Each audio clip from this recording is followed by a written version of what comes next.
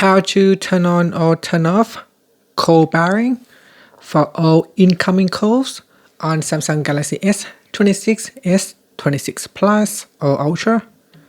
First, tap on the home button to return back to the home screen.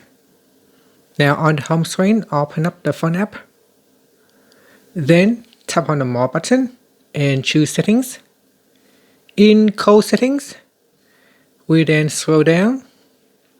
And in here, tap on Supplementary Services. Next, tap on Call Barring. Now go down to the Incoming Calls section and tap on All Incoming Calls. Tap on the toggle button to enable or disable call barring for incoming calls. And that's it. Now, depending on your network provider, they may or may not let you make changes to this setting. Finally, tap on the home button to return back to the home screen.